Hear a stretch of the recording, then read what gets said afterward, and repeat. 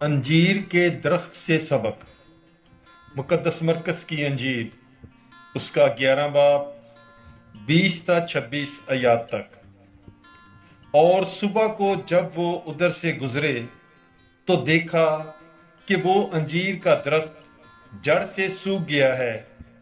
تب پترس کو یاد آیا اور اس نے اس سے کہا، ربی، دیکھ، انجیر کا درخت جس پر تو نے لعنت کی تھی سوکھ گیا ہے۔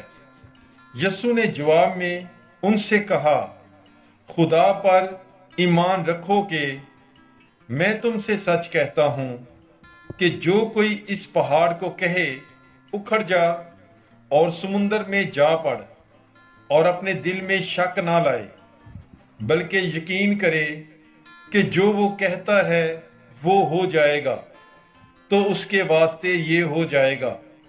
اس لیے میں تم سے کہتا ہوں کہ جو کچھ تم دعا میں مانگتے ہو، یقین رکھو کہ تم نے پا لیا ہے تو تم اسے پاؤ گے۔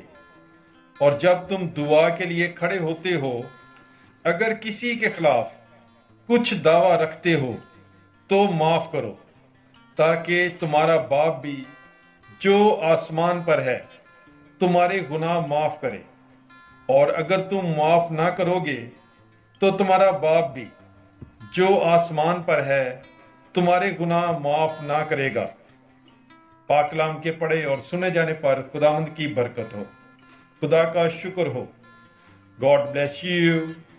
Bible is life.